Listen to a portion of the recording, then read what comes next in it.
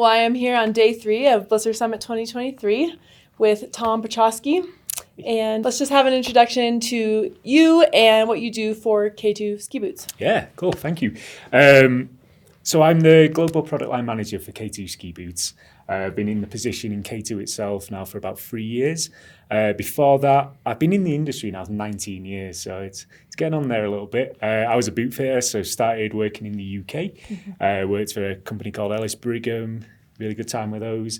Then I moved this side of the Atlantic. Yeah. I don't think about that. Lived in Whistler for 8 years, in Squamish for 2 years, so I was a boot fitter in Whistler for that time as well.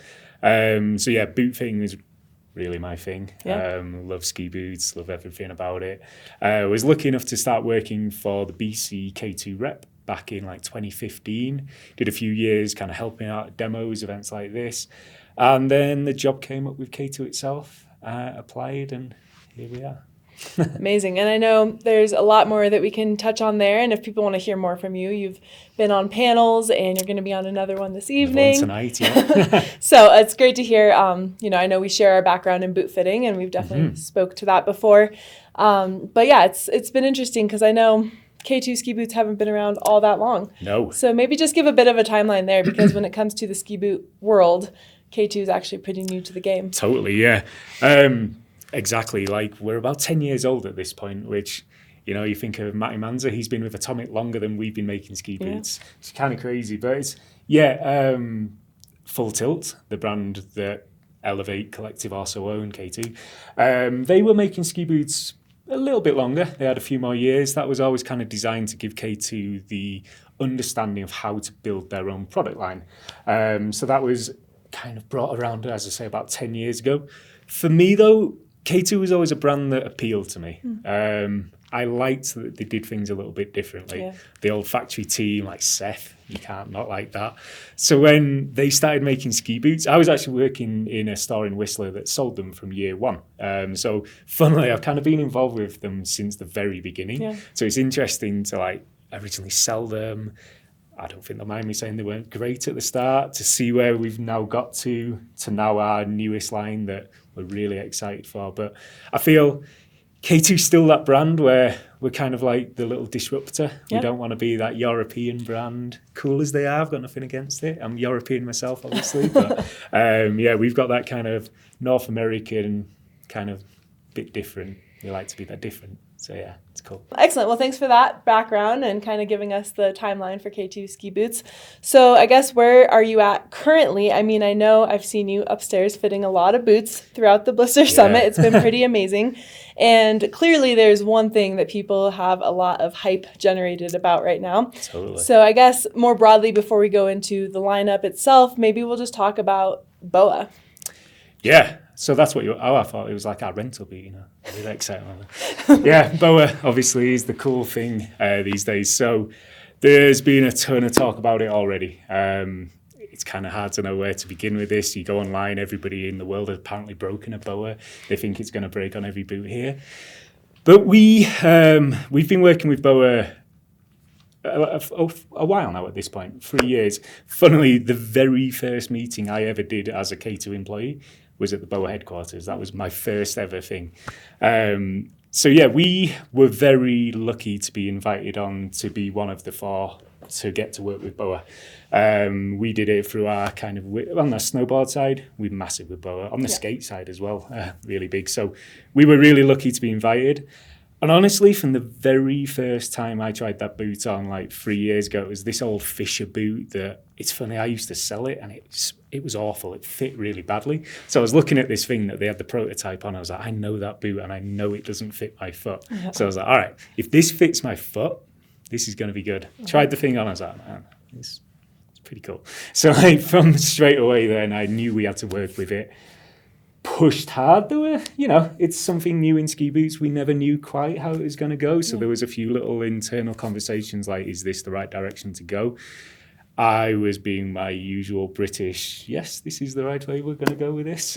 Pushed it through and really glad we did. We're really excited for these boots. We genuinely believe we're building a better boot with BOA than we can do with buckles. And we are still making buckle boots. They're still going to be in the lineup. They still work great. Yeah. BOA's just better.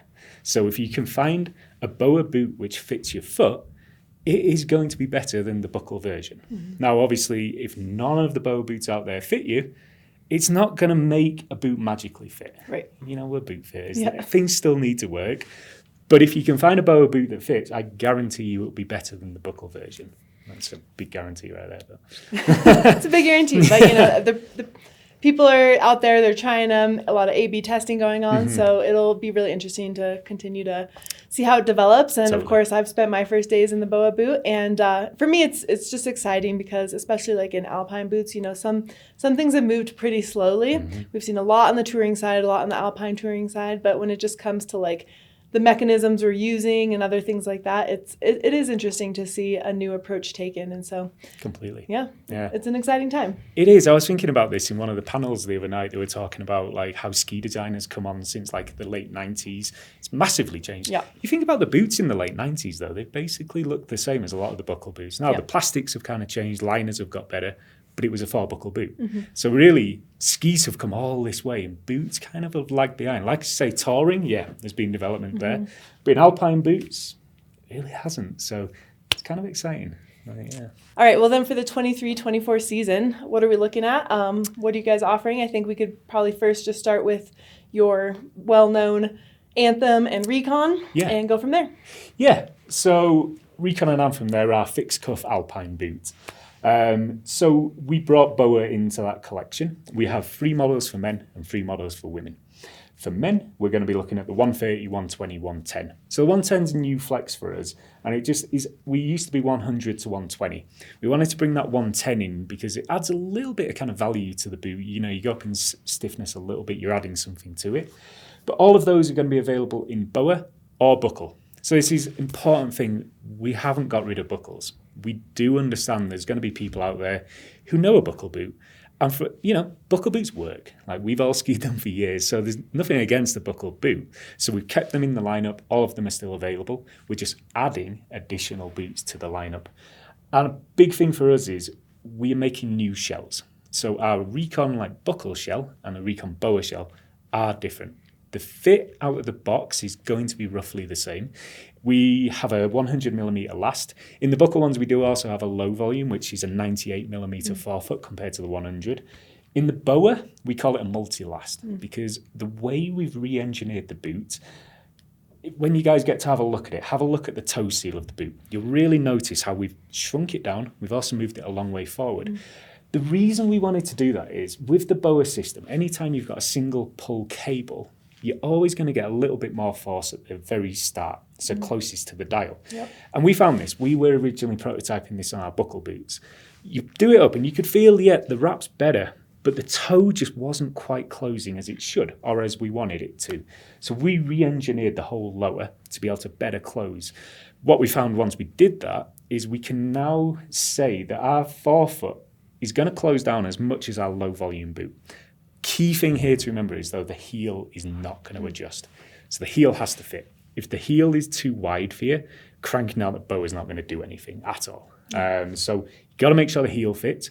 But then the front of the foot is way more adjustable. We're going to be able to get a bigger range of feet inside one SKU. So for a retailer, this is going to be great. They're only going to buy one SKU from us, say a 120, whereas before they perhaps bought our low volume and mid volume, so they were splitting their kind of buy between the two, which means for customers coming in, there was a higher likelihood that perhaps the 27 low volume had sold out and they only had the mid volume. Now that's gone away.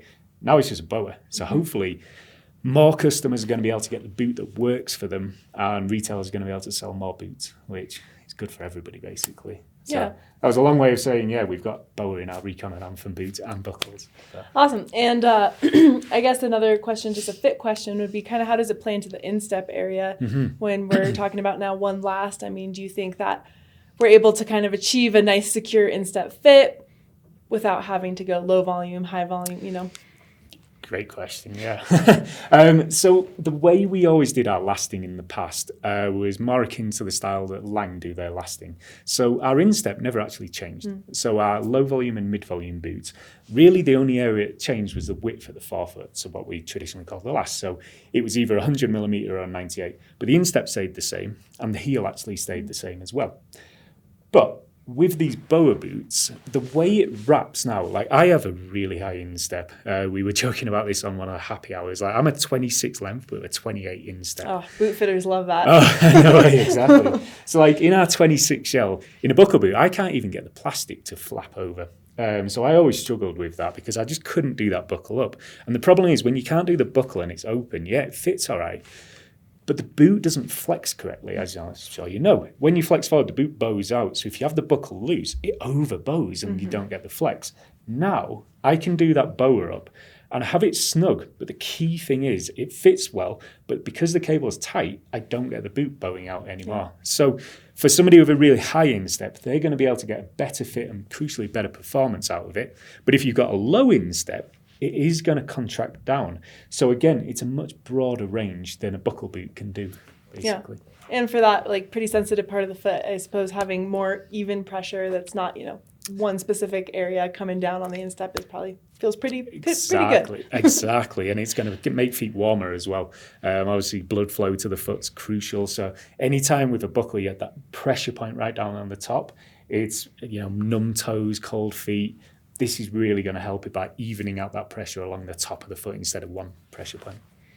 All right. Well, I'd say before we jump into the next series of boots, your Recon and Anthem boots are really known for being really lightweight. So maybe just speak a bit to the plastics and some of the features there as far as the construction goes. Yeah, totally. So, yes, they are on the lighter side. To do that, though, it's more through shell design than using different plastics. So we still use a normal PU plastic, polyurethane. And in the BOA shells and the BOA boots, we call it a TPU, a thermo polyurethane, but it's going to be that in the lower shell and the cuff. So on some of the team boots we've got, we use a P-bax cuff because it's got a slightly different feel to it. BOA boots right now, it's TPU throughout. So it's a material that's very easy to work on still with a boot fitter. Quite often a lightweight boot will be like a polypropylene, which is super lightweight, but it gets destroyed and you can't really work on it. So you can still work on ours. It's just the nature in which we built the boot, which allows us to make it more lightweight. On all of ours, you'll see they have a kind of the bottom area to it. It's black on these two at the end. And basically that's our extremely stiff part. We then modulate up to a softer area and then a soft instep on the top. Doing that throughout allows us to have the material where it needs to be for strength, but also take it out where we don't need it. And that's how we get the lightweight build out of the boot. So yeah, they are some of the lighter ones. You can probably tell me if they're still the lightest on the market, but they're lightweight. We aren't anymore trying to build the lightest boot though. We're building a boot that has every feature it needs, skis how it should, and if it happens to be lightweight, that's a bonus. I think that sounds like a fair approach, and it's always good to make that distinction too, so people are like, how does this work, and where is this lighter weight coming from? So yeah, thanks for that. All right, well then I guess next up, let's talk about the Mindbender. Yeah, so Mindbender for us is our free ride boot, and we always, people call things different things. I call free ride boot basically a boot that you could totally ski in a resort like Crested Butte every day, but it's also got a walk mode on the back and it's got tech inserts in the bottom. So if you want to go touring, you're not doing like Hoji missions for 4 or 5 days into the backcountry perhaps in it, but you're doing 2 or 3 hour approaches, you're skiing then a gnarly line. That's where this boot is really going to come into its own. They ski basically as well as our Recon and Anthem boots. We were back-to-back testing them in Whistler recently, and the flex is consistent between the two. There's a very, very slight difference that you can only tell if you've got like left and right boots. If you just ski one after the other, you really can't tell a difference. So it truly is a boot that if somebody's looking for one boot to do more or less anything, it's going to be a good option for them. They can tour in it, but they could happily just ski the resort the whole time.